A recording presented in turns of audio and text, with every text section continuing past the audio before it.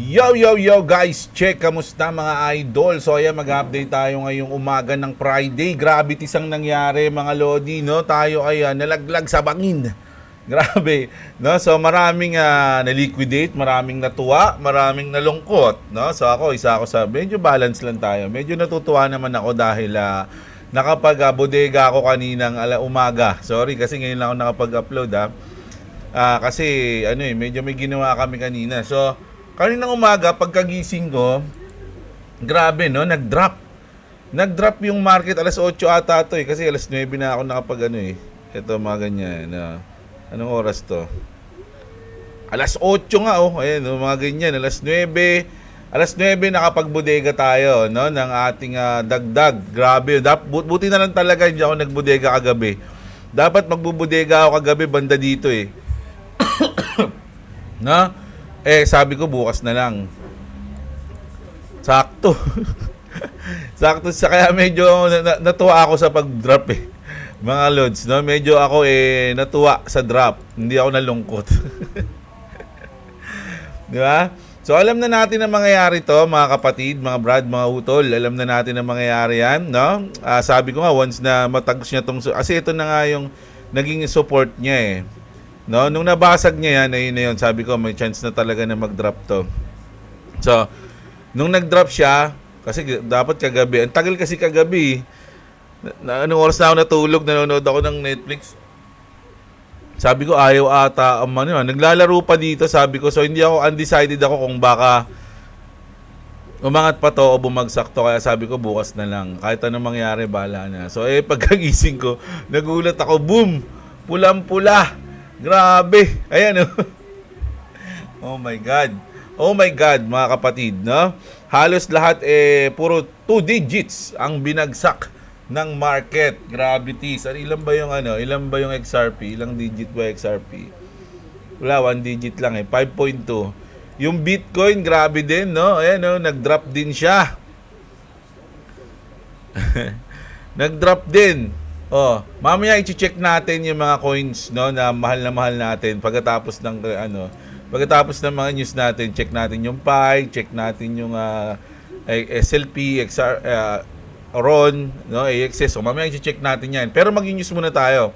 Ano ba yung reason, no?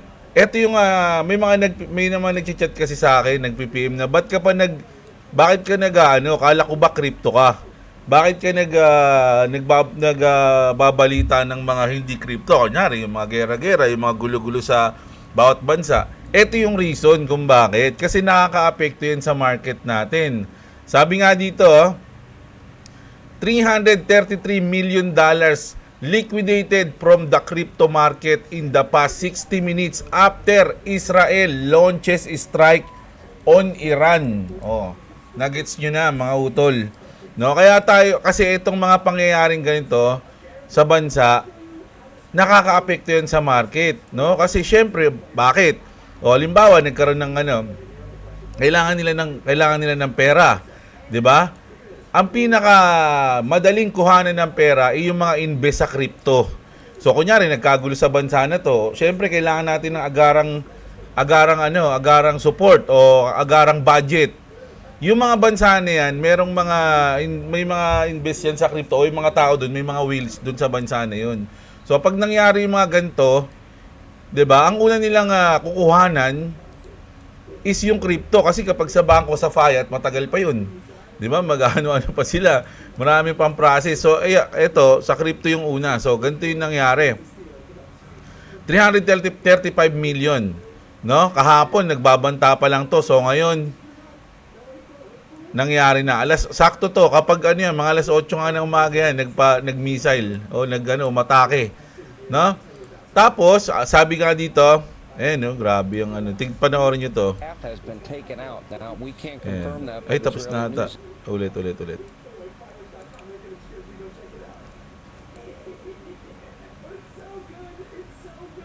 Boom.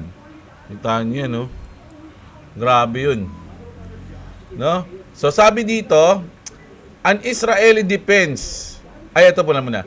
Israeli official says Iran's army chief and top nuclear scientist likely killed in strikes. So kasi 'di ba parang sinasabi ng Iran ang binibintang nila or di umano, sabi natin, di umano meron daw nuclear na ginagawa o nuclear dun sa Iran, no? Ganyan ganyan. So ang parang ang tinarget nila yung nuclear scientist, no? O yung mismong chip, no? O kung nasan man, kung saan ginagawa yung nuclear na yun, something, no? An Israeli defense official says it is increasingly likely that Iran's military chief, Mohammad Bagheri, and several senior nuclear scientists were killed in the IDF's initial strike on Iran. So, ayun talaga yung tinarget nila. Siyempre, may mga contact yan, may mga ano yan. O, dito nakapeso si ganito. Dito nakapeso si Marwan. O, yung mga ganun, di ba, dati? O. So, dun binagsak. Ngayon, nag-post yung Iran. Ito yung malupit niya yung 2025. No? Dati, nung World War I, World War II, hindi ka magpo-post ng ganito. Yung mga bansa nagpo-post ba ng ganito? Isipin nyo Iran military to. Mga tol, no? Iran military. Sabi nga, this is wild. We got military X account posting like this. 2025 is different. Sabi nga, di ba? Sabi niya kasi dito, remember, we didn't initiate it. Sabi, no? Grabe. Ang gulo na nito. So, eto pa.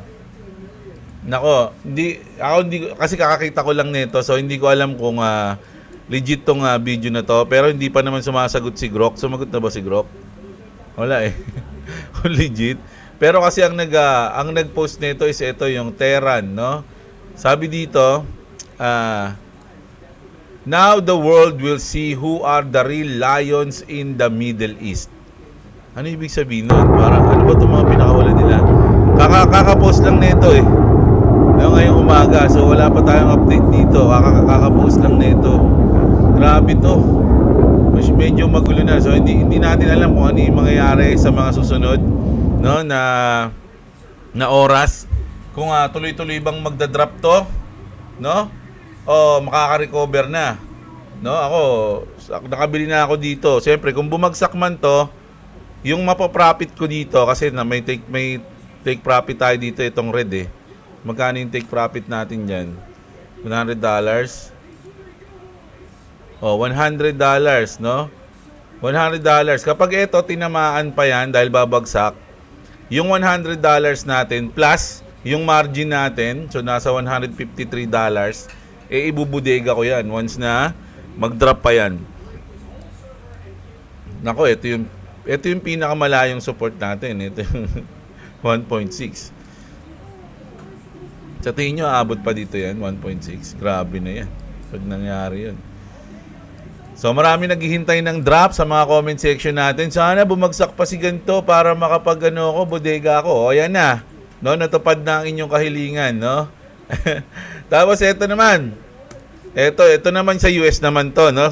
Sa Florida to, syempre nagkakagulo nga. At syempre banta nila to para bukas.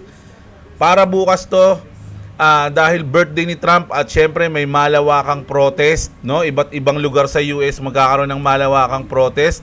So ito yung banta sa Florida, no? Sabi ng chief doon, "We will kill you." Sabi niya, no? "We will kill you." Sabi niya. Florida sheriff has a message for would-be leftist rioters not in Florida. Sabi niya, wag dito mga padre. Wag kami. Sabi niya gano'n. "If you throw a brick, a firebomb, or point a gun on one of our deputies, we will be notifying your family where to collect your remains." Grabe naman yan.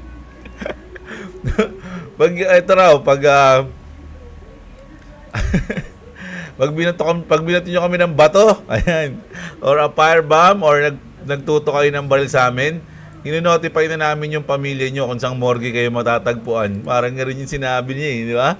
Ang lupit nun, Chip! Di ba? "Because we will kill you." Sabi niya, no? "Graveyard dead. We're not gonna play." Sabi niya, no? Sabi nito ni kamukha ni Sino ba yung sa Family Guy, Bunso? Sino ba yung bida sa Family Guy? Sa Family Guy, who's the character in the Family Guy? The guy, the salamin. Oh yeah, I mean Ralph? No, hindi si Ralph. The Family Guy. Ano ba yan? Huwag na. Sabi niya dito, the bida in Family Guy. Ask Kuya. Kuya, ano yan? Sabi dito, lapit ka dun. If you spit on us, you're going to the hospital, then jail. Sabi, no? If you hit one of us, you're going to the hospital and jail. And most likely get beaten by one of our big beautiful dogs we have here. Sabi niya, no? Ayan. Dabida Kuya mismo. Ayan yung mataba. Ayan, nakaputi. Si Peter.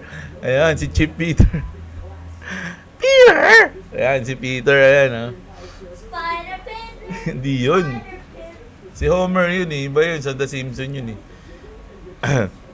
Sabi dito, if you try to rule a car in a Breward country, gather around it, refusing to let the driver leave in our country, you're mostly likely gonna get run over and drag across the street, sabi ni Chief Peter, no? Brevard Country Sheriff, si Wayne pala to. Wayne Ivory is a legend, no? Ayan, oh, grabe, oh. Oh, nasa likod niya pa si Senator Tito Sen. Tito Sen nasa likod, oh. Oh. So, grabe yan. Ang lapit nito. So, para to bukas, no? Magkakaroon, kasi nga, alam nyo, mga tol, bukas medyo magkakaroon tayo ng malupit-lupit na pangyayari dahil birthday ni Trump, tapos malawakang protesta sa US. So, hindi natin alam kung anong magiging takbo ng market, no? So, dapat lagi lang tayong ready, no? Siyempre, iba dyan, ano ba yan? Kung kayo gusto nyo na mag-profit, ayaw nyo nung, wala kayong strategy, wala kayong plan, mas maganda na mag-out na kayo. No? Ganun lang. Kasi tayo, meron tayong plan. So sabi ko nga, simula nung ginawa ko yung plano na yon hanggang dun mismo sa end ng plan ko, kahit anong mangyari dito sa market, no, we don't care. No? We multiply. No? Magbubudega lang tayo na magbubudega. Ganun lang yan, no? Ang strategy natin maghanap ng magandang position para magbudega every single time. So, ganun lang tayo. No? So, ang lupit nito. Bukas, kaabang-abang yan. Pero mamaya, meron pa tayong abangan, yung unemployment claims, inflation expectation. Mamaya. So, pag ito talaga naging negative pa, siguro, wala nang choice. Wala nang no choice si Jerome Powell kundi magka-trade. Sana, no? Sana magka-trade siya. If maging negative pa to mamayang gabi. Tapos ito pa mga darating, oh. Itong core retail sale, unemployment claims ulit dito. Consumer sentiment pala to, tsaka inflation expectation. Sa Wednesday pa pala yung unemployment claims. No, ayan. So pag yan po kulay pula lahat, nako. Ewan ko na lang kung ano pang reason ni Jerome Powell para hindi magka-trade, no? So ganun yan, ha. Ayun sinasabi nila. O, tas eto, update tayo doon sa India na nag-crash yung plane. Merong isang tao, no, siya lang ata yung nabuhay. The tragedy of the Air India plane crash, a remarkable story emerged.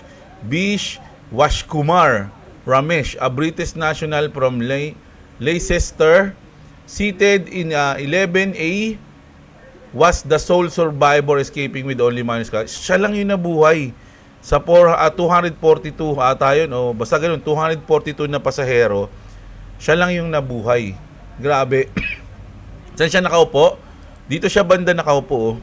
Ayan. No? How does one survive in that seat? Can someone try and explain this to me? So, hindi, nakita ko lang kasi itong picture na to. So, dito siya banda nakaupo sa 11A. Dito siya. No, malapit siya sa sa fire exit. Kasi parang pinto to, oh. Ang alam ko, 'di ba? Itong may dalawang na yan. So, siya yung nabuhay. Itong mga to, mga pinto ata yan. Oh, 'di ba? So, dito siya nakaupo and then he survived, man. Woo. Ang tindi nun. May bang followers? Ma-follow na natin. Oh. 'Di ba? Grabe, congratulations sa good. Pero yan, kahit na siya lang yung nakasurvive diyan, trauma yan. No, kasi sipin mo lahat ng mga kasama mo. Nakita mo pa yung mga mukha nun sa aeroplano, tapos lagi mong maalala, no, itong mga to, syempre meron ako nakitang picture ng family doon na sumakay sa nag-selfie pa sila family doon sa airplane. Nakakalungkot. Grabe yun, no? Parang ang saya-saya. Kaya ayoko. Hindi pa ako nakasakay ng aeroplano, mga tol. Totoo lang. Hindi pa ako nakasakay ng aeroplano. So, pero syempre, gusto kong sumakay. Kaya lang, syempre nakakatakot, no?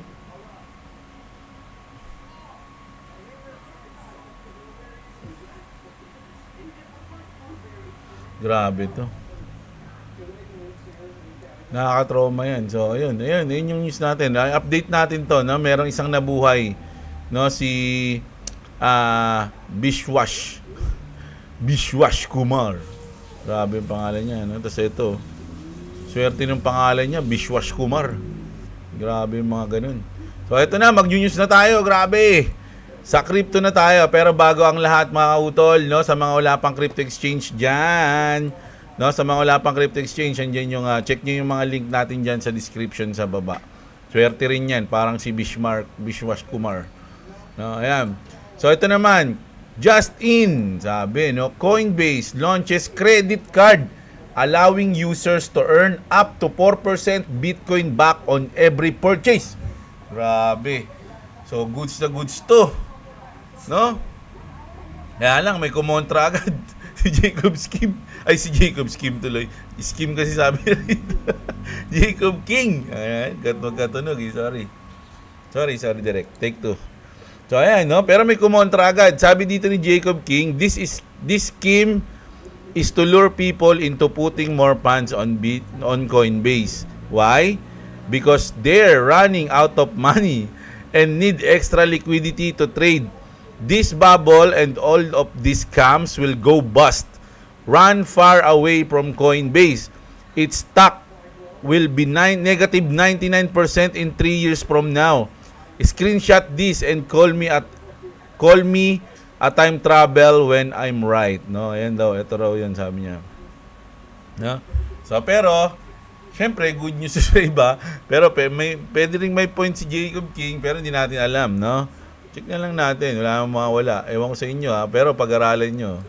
Pero goods yan. Sa ngayon pa lang naman to, baka wala pa sa atin to. May kita pa natin yung effect nito sa kanila muna, bago sa atin, no? Meron munang testingan. No, ito naman. Trident to raise up to 500 million for corporate XRP treasury, no? So, grabe yan. Adoption na naman. Another partnership na naman sa XRP na hindi lumilipad, no? Sabi nila, bakit ganun? No? Ang daming good news, ang daming partnership, ang daming promising project na pwedeng mangyari. Pero still hindi lumilipad si XRP. So do your own research na po pagdating sa mga ganyan, no? Di po tayo financial advisor. Pero sabi dito ng The Crypto Basic, Ripple launches 700 million share buyback, nako, at 175 per share na naman, nako. 700 million share buyback. Walang epekto. Hintayin na lang natin. Ako, sabi ko nga sa inyo, kasi syempre yung iba marami sabi, wala naman yung XRP, hanggang ano na lang yan, wala din yan lilipad. Well, kung ganun yung paniniwala nyo, ibig sabihin hindi nyo alam yung XRP. Kumbaga hindi nyo siya inaral, hindi nyo siya inalalahat. No? Ako kasi pinag-aralan ko na yan. Hindi ako mapafad dyan sa XRP kahit ano pang sabihin, kahit ano pang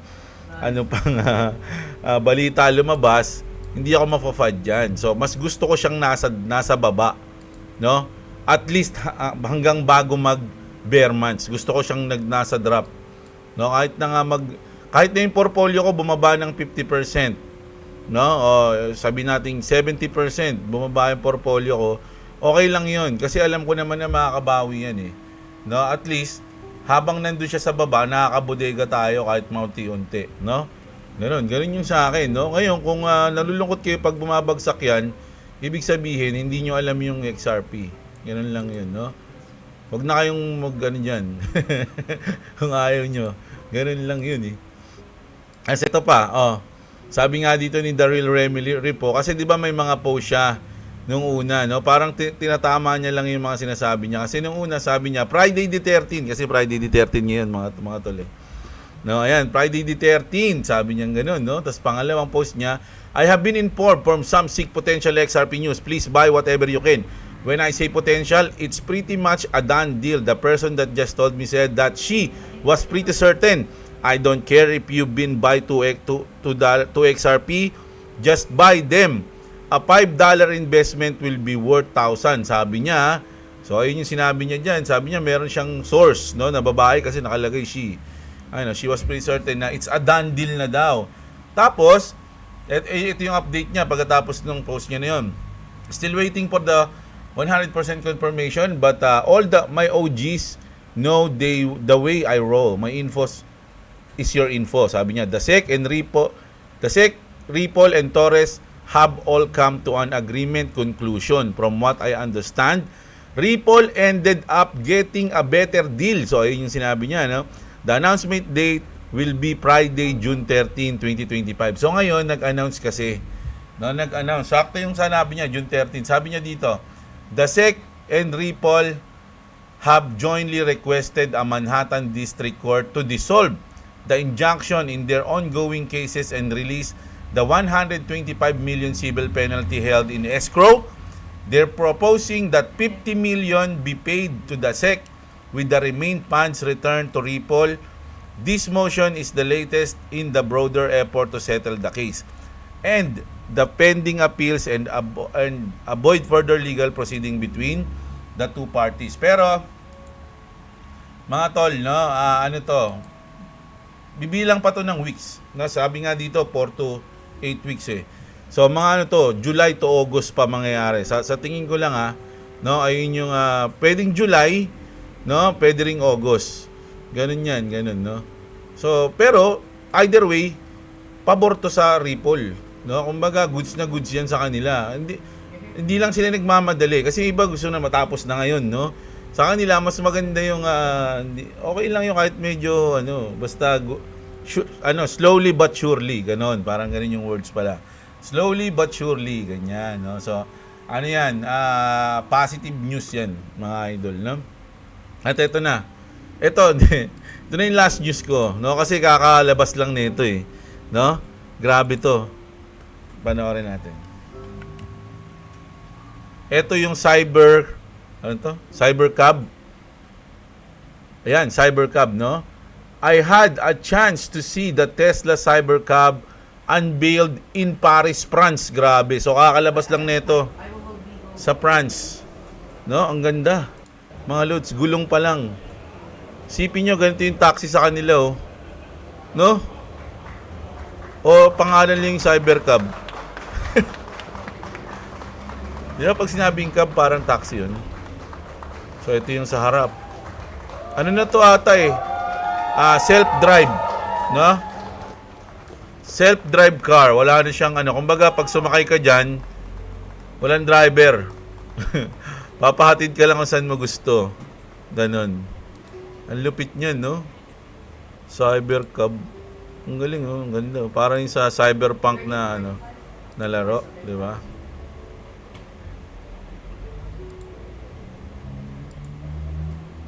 So, ano lang siya? 4-2. No? Dalawa lang yung pwedeng sumakay. Pero, pasahero lang talaga yun. No? Kasi, wala siyang driver eh. So, ang ganda. Grabe. So, ngayon mga tol, yun yung news natin, no? Tayo. Check natin nga pala, yung mga coins, no? Check natin. So, ano ba mga muna? Yung mga ngayon, yung mga Sebek muna, yung mga trending, yung mga trending tayo. Nako, bumagsak yung Sebek, yung mga Sebek diyan, community. Kasi nag-pump to, 'di ba? From 0.09 to 0.3. Ngayon, bumalik siya ng 0.21. Tama ba? Ano ba to? Naka-pesos pala ako. Sorry mga utol. Ayan tayo. Dollar tayo, dollar. Ayan, no? Pero sige, magpe-peso tayo para mas mas madaling mag-gets. Ayan. Sebek. So, check natin yung B-Chain. Ako, yung bet natin. Check natin. Under 2 pesos na ba uli? Uy! Grabe, 125. Grabe. Gala. Check natin yung Gala coins. Ito yung mga matitindi kong hawak dati, ha. Oh, yan. Naku, 0.8. Grabe naman ito. Parang ano na to, ha? Parang rug pull coins na to, ha. Oh, 98% na yan, oh. Grabe yan, ha. Ano pa ba? SLP, oh. Check natin na SLP. Ito, 100% to, malamang. Ano to? SLP. 0.7. Oh, 99.6% na nabagsak ang SLP. Grabe. Grabe. Yung AXS natin. Ito, AXS, medyo may palag pa to. Oh, naku, 129. Oh, 98% din. Patay tayo dyan. Alam niyo ba ang all-time high niyan is 8,300? 8,300 pesos. Ang mahal dati mag-breed dahil ang mahal ng AXS. Ngayon, oh. Grabe. Next. Ron Coins. Ang Ron Coins natin, boom! 28 pesos. 88% naman siya. Sunod natin. Pixel. Ako yung Pixel. Ano kayo nangyari sa Pixel? Pixel.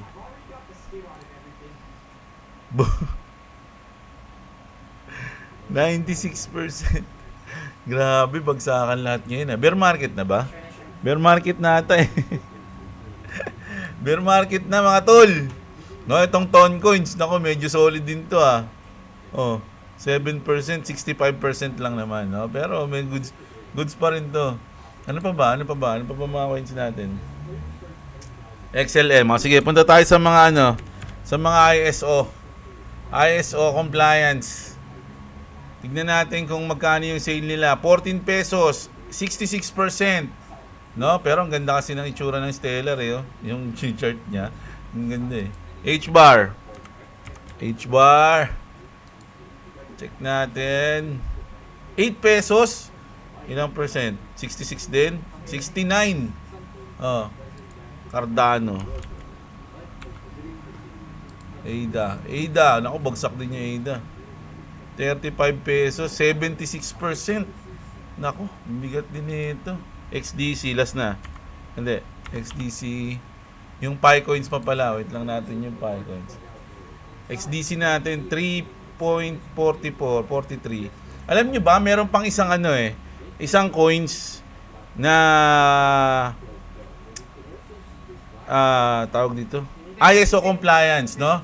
Nawala pa siyang piso, yung XBG.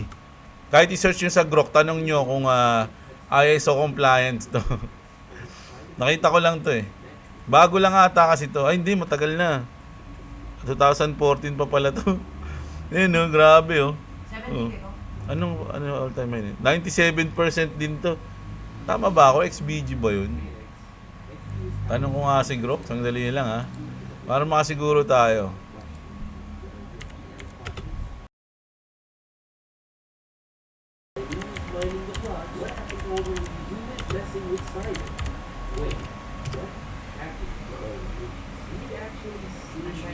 Tignan ko lang. O yun, ayan nga yan, oh. Yes. Oh. Nakapasok siya nung June 5, 20, announced that native token achieve full compliance. Oh, yung June 5, 2023 siya naging ISO. No, ito yung wala pa sa ayan. Halos 25 centimos. 'Di ba? Hindi ko sinasabing bumili kayo niyan, natuklasan ko lang din 'yan. Mga tol, na ano ko lang din to kasi wala to, hindi to na nilista minsan sa mga pag sinearch mo yung Google, mga ISO compliant, wala to minsan eh. So nakita ko lang siya, sabi ko la, meron pala nito, nagulat nga ako eh. Tapos ayun, nakita ko lang, ano pa ba? Pai. Boom! Boom, boom, boom, boom. Nako, dito ko nga titingnan yung pai. Para makita natin kung anong labas. Uy, 0.5. Ala! Grabe, oh, bumagsak, oh. Nag 0.4. 3. Oh my God. Grabe yan, ah. Nako. Ang tindi nito. Tignan niyo isang week ko. Anong to? Anong oras to? Alas 8 sakto. Alas 8. Grabe ang week na to, ah. Pero nakasa 1 hour kasi tayo, eh. Check natin ang 5 minutes. Pero isang bagsak lang pa rin, yo. 5 minutes. 1 minute natin. Tingnan lang natin kung umabot mo lang siya na ilang candle. Ay, na 2 candle lang. Sa loob ng 2 minuto. No? Check natin dito. Hindi, pababa pala. Sorry.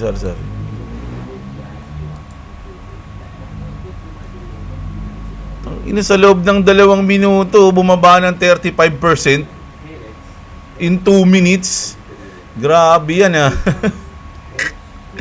So, grabe yung news natin. Bear market na ata, mga lods, no? So, hindi. Sa akin, ha, ito is talagang, gift, no? Sabi nga nila, every dip is a gift, no? Para makapagbodega ka. Ngayon, kung sa tingin nyo, malas, gano'n, nalungkot kayo, siguro, hindi pa kayo ready pagdating sa mga, mga volatility ng crypto, no? Ganun lang. Kasi pag sa akin, pag sa ganito, nagready ako lagi. Ready ka pag may pagbagsak, ready ka na sa pag-angat, ganun. Lagi kang may strategy, lagi kang may plan. Dapat kung papasok kayo sa crypto, ayun yung unang-unang yung gagawin, no? Magplano, every moment o every time. Pag nakakita kayo ng something na, baka mangyari to. Anong gagawin ko pag bumagsak dito? Anong gagawin ko pag umangat dito? So, ganun. Lagi kayong may plano. Ayun yun parang gusto kong sabihin, no? So, ayan. Ang ganda ng umaga natin ngayon, mga utol, no? Para sa akin kahit bagsak, no? Mamaya kita-kits ulit tayo gabi. Medyo tinanghali na ako ng upload, kasi may pinuntahan kami kanina. So, ayun. Pero masaya ako dahil nakapagbodega ako sa baba. Pero kita-kits tayo mamayang gabi. Maraming salamat sa mga nanood. Huwag nyo kalimutang i-like yung video natin. Check nyo yung mga link dyan sa description. Yun, maraming salamat. Magandang araw sa inyo, mga kapatid. At What's up? Subscribe to Clovis TV and subscribe to Shabla. If you want to subscribe to me, it's the link in the description. Again, if you want to subscribe to me, it's the link in the description. And peace. I am Batman. I'm Batman.